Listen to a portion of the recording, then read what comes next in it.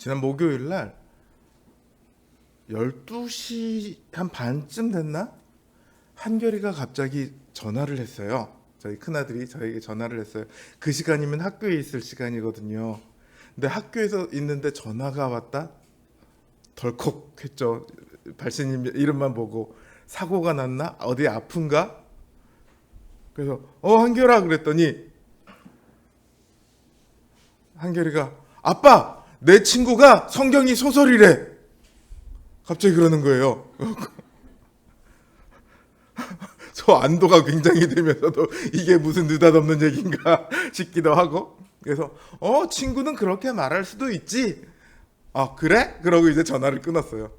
딱 한마디 대답 그래? 이렇게 딱 세 마디로 끝나는 대화였어요. 믿지 않는 사람에게 성경은 그냥 소설이에요. 사람이 만들어낸 얘기예요.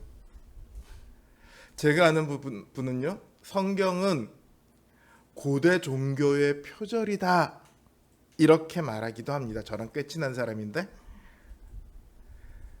니체의 영향을 받아서 조로아스터교를 표절했다 이렇게 말합니다.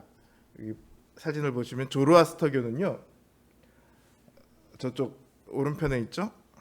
보시기에 왼편인가요? 고대 페르시아의 종교입니다. 유적이 보이죠? 그리고 오른쪽 사진은 창시자 조로아스터교의 창시자인 짜라투스트라입니다. 니체가 쓴 책 중에 짜라투스트라는 이렇게 말했다라는 책이 있죠. 그 짜라투스트라예요. 이 종교는요, 유일신을 섬깁니다. 그리고 세상은 선과 악이 대립한다라고 봤고요.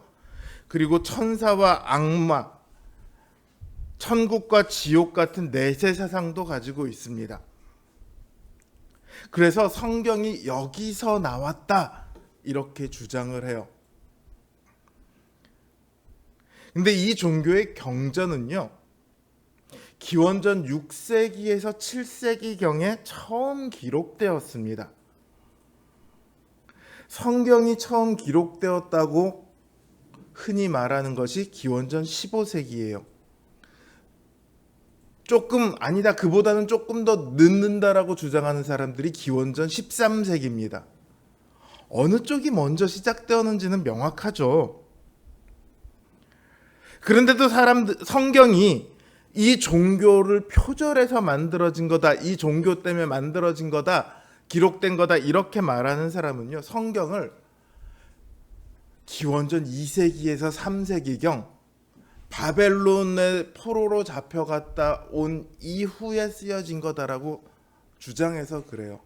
그 사람들은 바벨론의 포로로 잡혀갔던 사람들이 이 조로아스터교의 바벨론을 장악하고 있던 이 조로아스터교의 영향을 받았고, 그래서 거기서 유대교의 핵심 뿌리들이 나왔다 이렇게 주장을 합니다. 오히려 이들의 주장이야말로 정황적인 증거 외에는 어떤 근거가 없어요. 사실은 그들은 성경이 만들어진 얘기라고 하지만 이런 주장이야말로 오히려 진짜로 만들어진 얘기죠. 왜 이렇게 주장하냐 하면 성경의 내용을 있는 그대로 믿지 못하기 때문에 그렇습니다. 성경에 나오는 하나님과 인간, 하나님께서 만들어 가시는 놀라운 역사, 하나님께서 주신 구원의 역사, 이런 것을 하나도 믿지 않습니다. 오늘날 사람들이 성경을 믿지 않게 된 데는 가장 큰 결정적인 공헌을 한 게 학문이 있습니다. 학문이라고 하면 좀 그렇고 학설이 있습니다. 진화론이죠. 인간은 창조되지 않고 진화되었다. 제가 며칠 전에 놀라운 얘기를 들었어요. 인간이 원숭이에서 인간으로 진화되었다. 우리가 중학교 때, 고등학교 때 저도 그렇게 배웠는데, 최근에는 어떻게 얘기하냐면 인간과 원숭이는 완전히 다른 종이다 이렇게 가르치더라고요. 인간은 유인원으로부터 진화되었지 원숭이로부터 진화된 것은 아니다. 또 뭐 이렇게 얘기를 가르치더라고요. 그래서 요즘은 이렇게도 가르치나? 뭐 이제 그런 생각을 했었는데, 자, 성경을 있는 그대로 믿을 수 없다고 생각하니까 그럼 성경의 내용은 어디서 나왔나를 찾아본 거예요. 그랬더니 이 조로아스터교의 영향을 받았을 가능성이 높겠구나. 그래서 이런 주장을 합니다. 이 외에도 뭐 고대 가나안 종교의 영향을 받았다, 무슨 종교의 영향을 받았다, 여러 가지 학설들은 있어요. 다양한 주장들이 있습니다.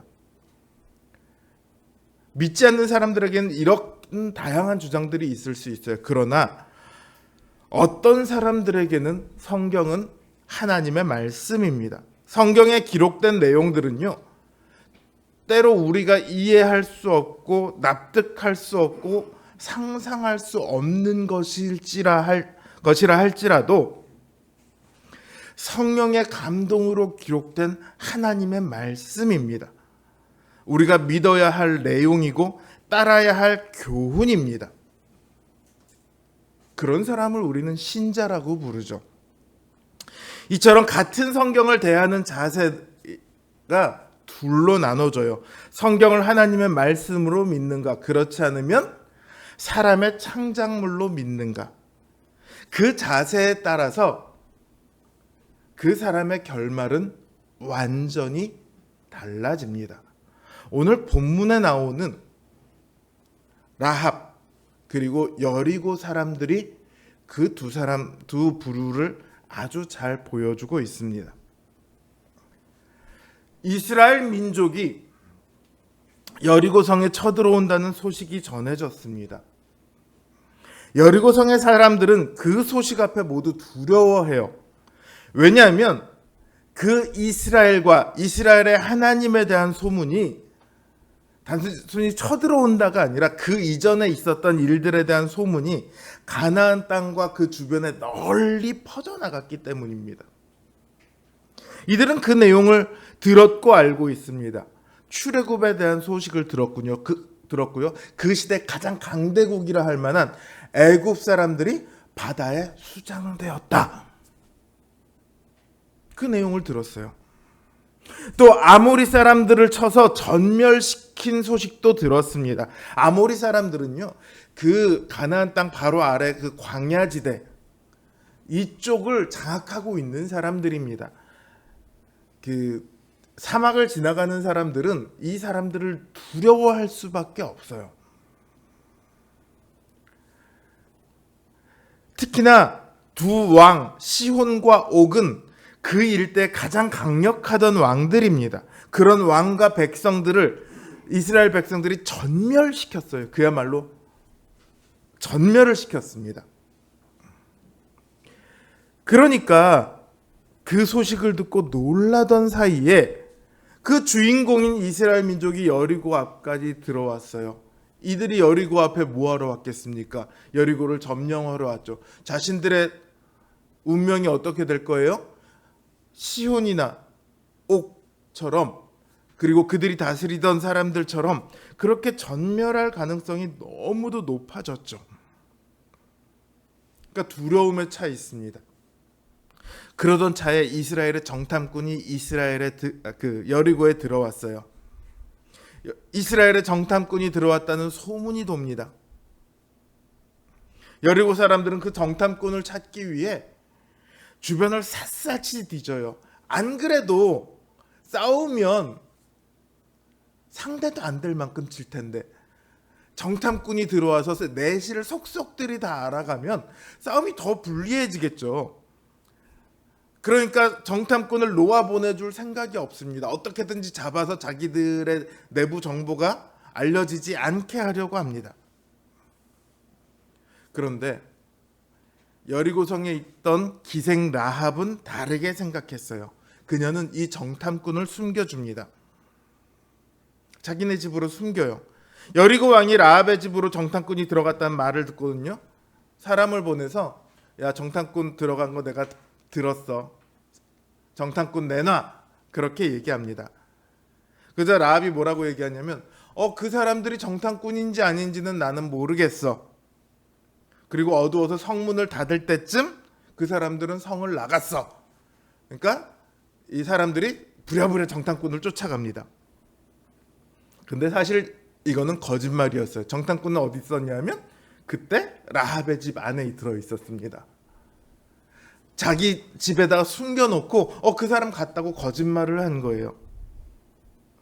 그리고는 그 정탐꾼들을 라합의 집이 성벽 위에 있습니다. 창문이 그래서 성벽 바깥으로 나 있는데 그 창문으로 줄을 내려서 그 줄을 타고 내려서 도망가게 합니다.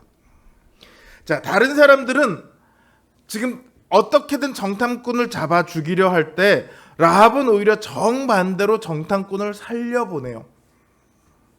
왜냐하면 라합은 똑같은 소식을 들었지만 전혀 다르게 생각했기 때문입니다.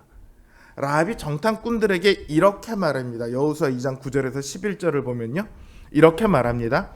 여호와께서 이 땅을 너희에게 주신 줄을 내가 아노라.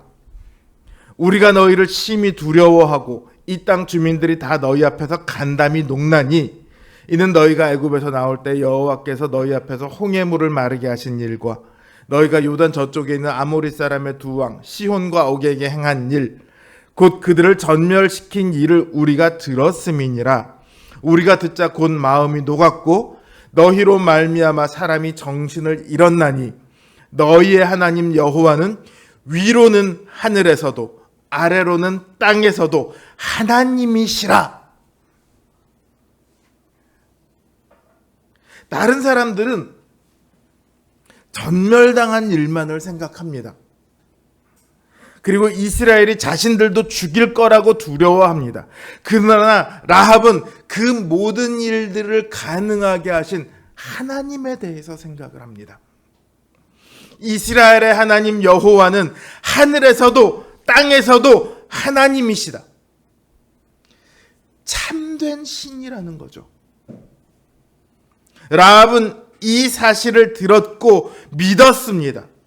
참된 신이신 여호와를 거역하면 멸망당하는 길밖에 없다. 이렇게 생각을 했습니다. 자신의 살 길은 이제 정탐꾼을 선대해서 그 여호와께 살 길을 구하는 방법밖에 없다고 믿었어요. 그 믿음이 라합의 행동을 결정지었습니다. 라합도 이 정탐꾼들이 자기가 사는 성을 침략하기 위해 온 것을 알고 있습니다. 라합뿐만 아니라 온 성 사람들이 알고 있죠. 만약 누구든지요, 이 정탐꾼을 보호한다면 그 사실이 다른 사람들에게 걸린다면 어떻게 될까요? 당연히 죽임을 당하겠죠. 자기만 죽겠습니까? 그 집안 사람도 아마 죽게 될 겁니다. 왜요? 반역행위잖아요. 적군이 쳐들어오는데 내부에서 반역을 하는 거예요. 간첩을 보호해 주는 거예요. 오늘날도 이 정도면 아마 전쟁 앞에서 이러면 사형을 당해도 마땅하죠. 고대에 오죽하겠습니까? 근데 라합은 어떻게 합니까? 걸리면 죽을 줄 알면서도요. 오늘 본문에 보면 라합은 정탐꾼을 어떻게 맞아들였다고 합니까? 평안히 영접했다고 말합니다. 여기서 평안히 영접했다는 게 무슨 다른 거리낌이 없이 마음이 너무도 편하게 영접했다 이런 얘기가 아니에요. 구약의 표현대로라면 살롬으로 맞아들였다는 거예요. 구약의 이쪽에는 전쟁이 워낙 많으니까 사람이 만나면 너 왜 왔냐? 살롬이냐? 그러면 살롬이다.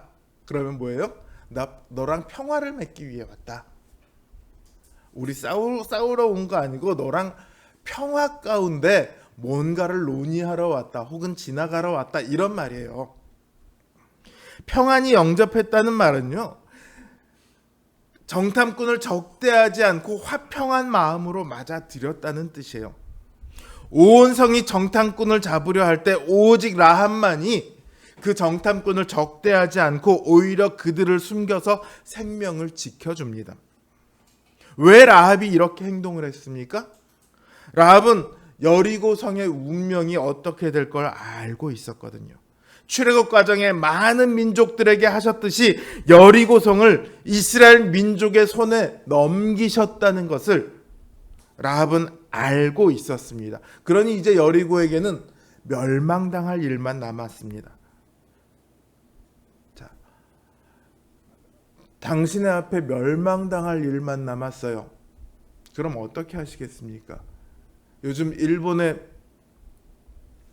6월 달에만 지진이 600차례인가 400차례인가 있었다고 그러죠. 크고 작은 지진들이. 그래서 7월 대지진설이 막 지금 나돌고 있어요. 학교에 갈 때 머리에 안전모를 쓰고 간다고 합니다. 학생들이. 일본이 막 두려움에 휩싸여 있어요.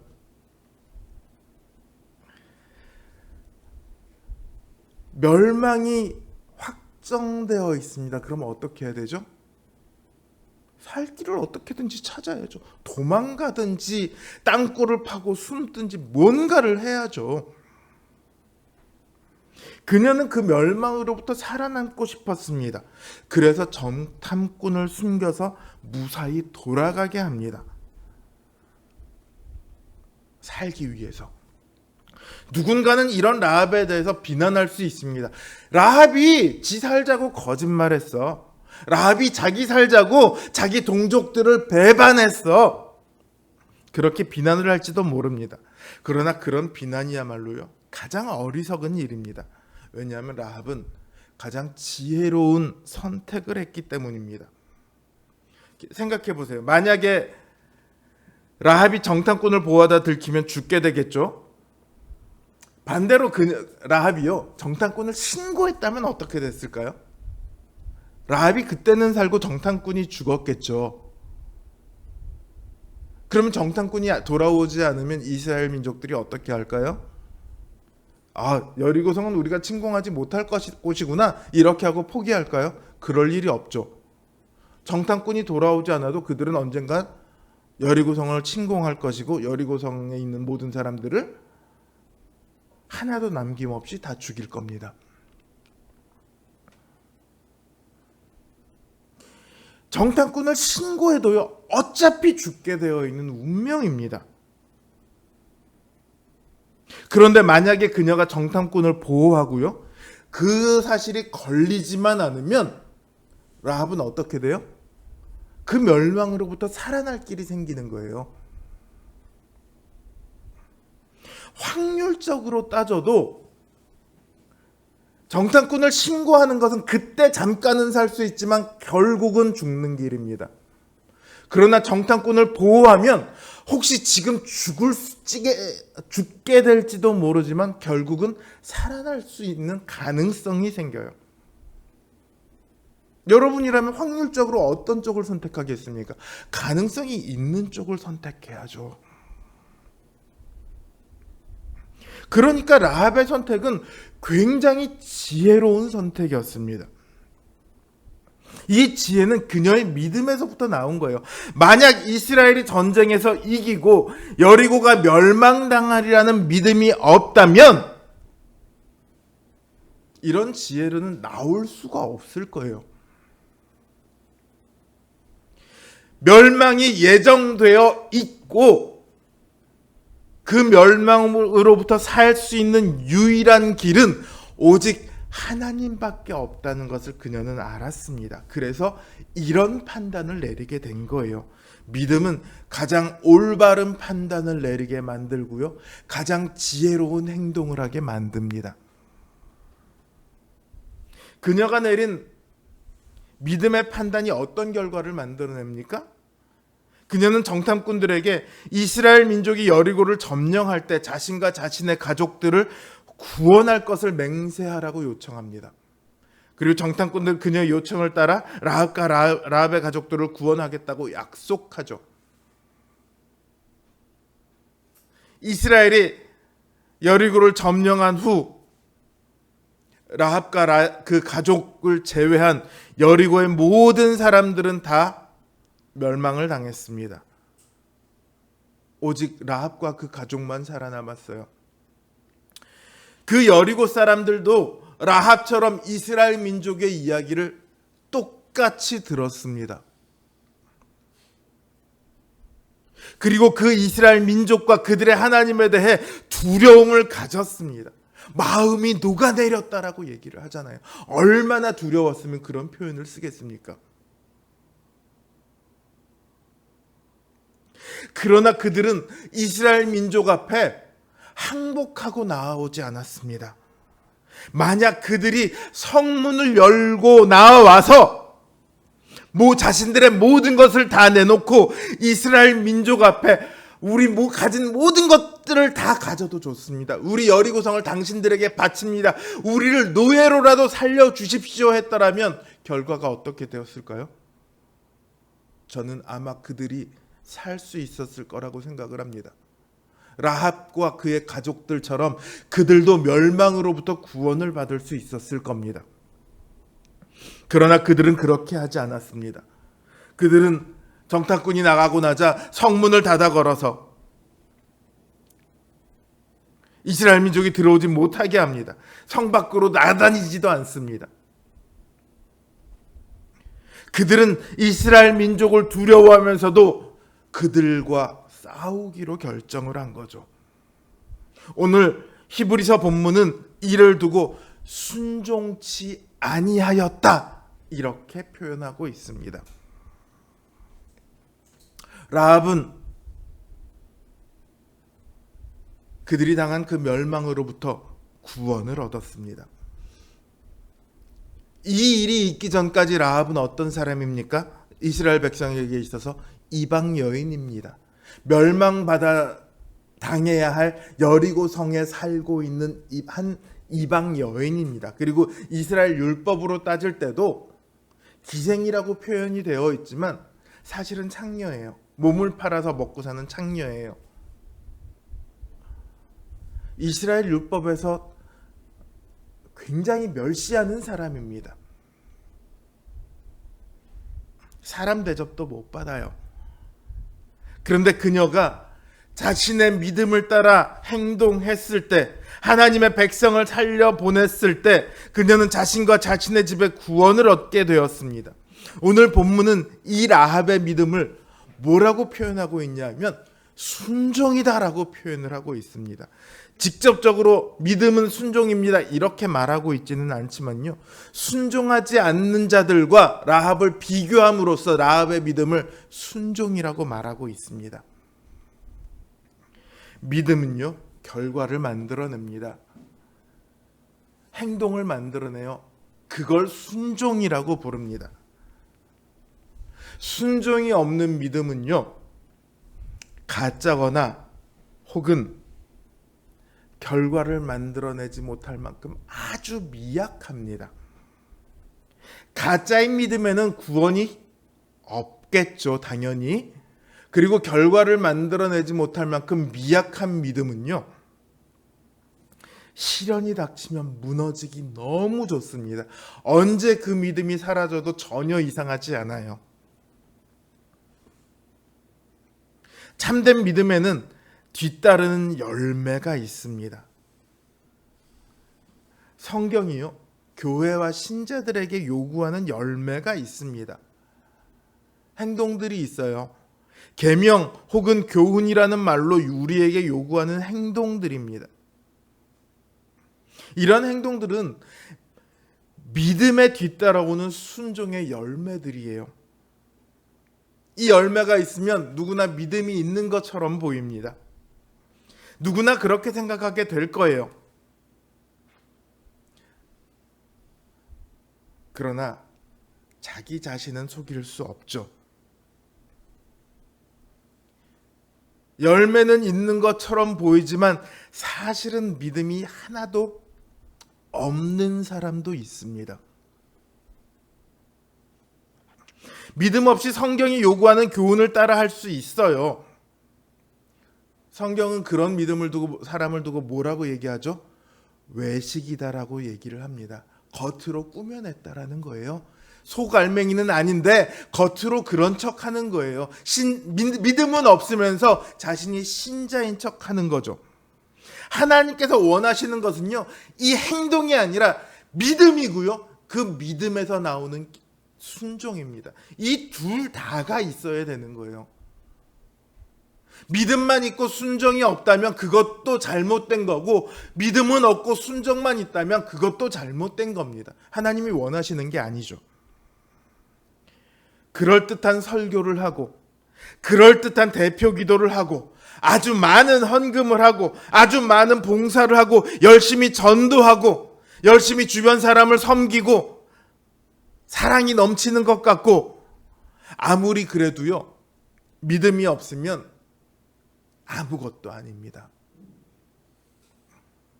이스라엘 역사를 보면 그들은요, 하나님이 자신들을 구원하기도 하고 또 자신들에게 많은 복을 주시기도 한다는 사실을 믿었어요. 안 믿지 않았어요. 하나님이 우리에게 복을 주시는 분이시다, 하나님은 신이시다라는 걸 안 믿지 않았어요. 그들은 가장 패역할 때도요, 하나님을 믿기는 합니다. 그런데 뭘 해요? 다른 신도 함께 섬기죠. 왜요? 더 많은 복을 받기 위해서. 그들에게 하나님은 그럼 어떤 존재입니까? 복을 받는 수단일 뿐이죠. 그들은 하나님의 백성으로서의 은혜를 결국은 다 잃어버리게 됩니다. 가짜 믿음이었고 결국은 가짜 백성으로 끝이 나죠.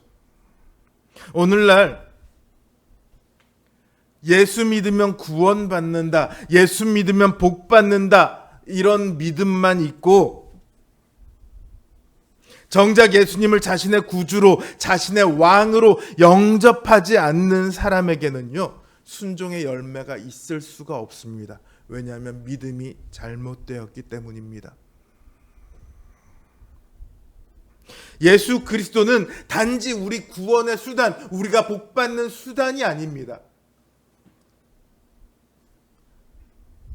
그분은 우리의 구주이시고 그분의 말씀은 우리 진리로 우리가 따라야 할 절대적인 명령입니다. 그래서 그 말씀을 따라 살며 그분께서 우리에게 주신 약속을 사모하는 믿음만이 진짜 믿음이고 결과를 만들어낼 수 있습니다. 주님께서 주시는 결과를 좋아하느냐, 주님 그분을 좋아하느냐, 이 차이라는 거예요. 이스라엘 백성들이 그러했던 똑같은 방식이 오늘날 우리에게 있을 수 있습니다.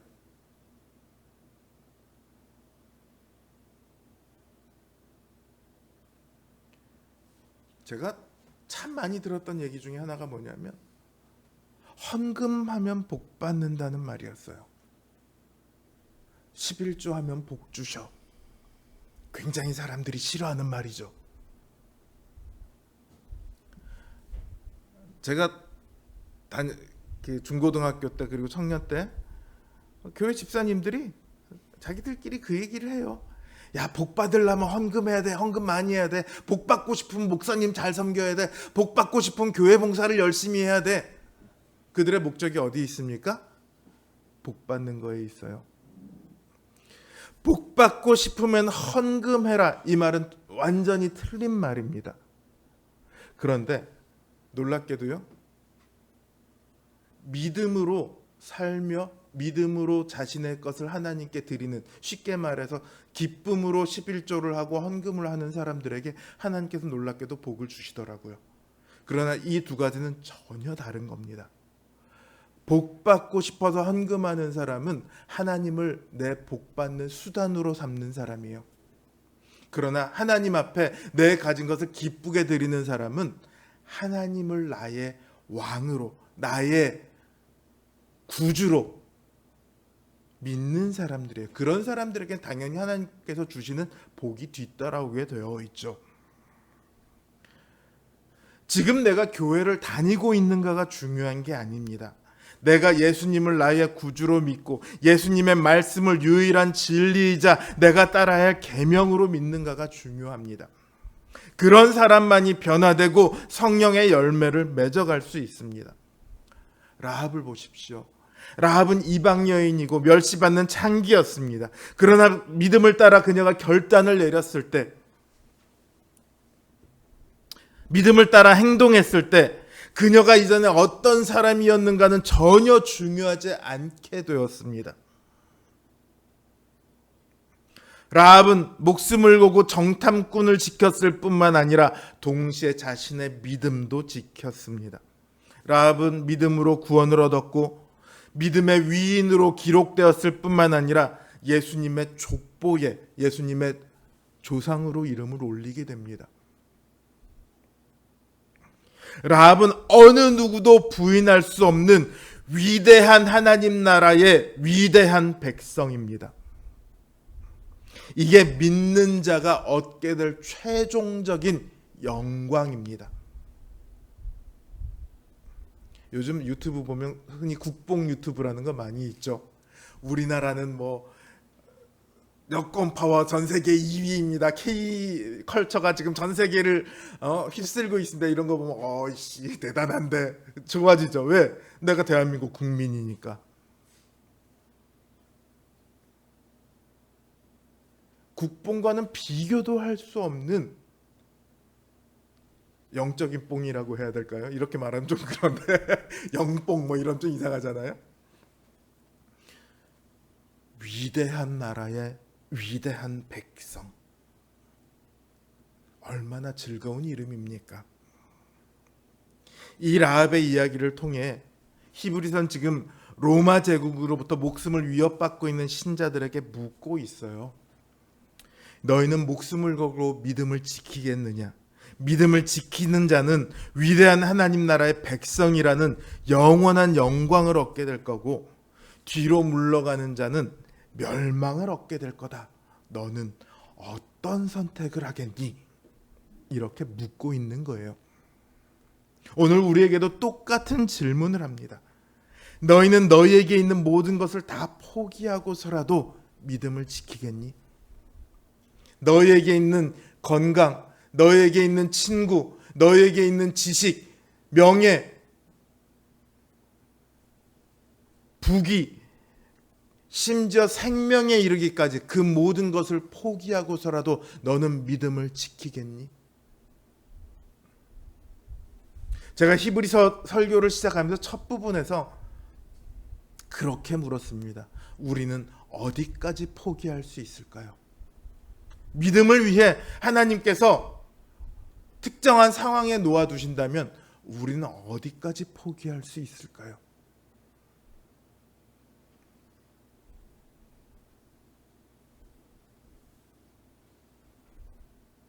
성경은 오늘 우리에게 묻고 있습니다.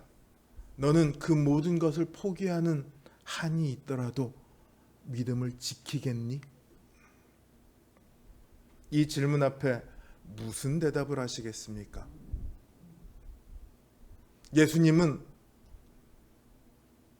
나는 무슨 일이 있더라도 너희를 포기하지 않겠어 라는 대답을 십자가에서 보여주셨습니다. 내 생명을 걸고서라도 너희를 반드시 구원하고야 말겠어. 하나님께서 하나님의 생명을 걸고 우리에게 응답하셨습니다. 여러분은 이제 그 질문 앞에 뭐라고 대답하시겠습니까? 어떻게 반응하시겠습니까? 부디 바라기는 라합처럼 믿음과 믿음에서 나오는 순종, 그리고 목숨까지 걸겠다는 믿음의 결단으로 우리 성도님들이 답할 수 있게 되기를 간절히 바라고 또 바랍니다. 이 시대 참으로 많은 유혹이 있는 시대입니다. 믿음으로 그 대답에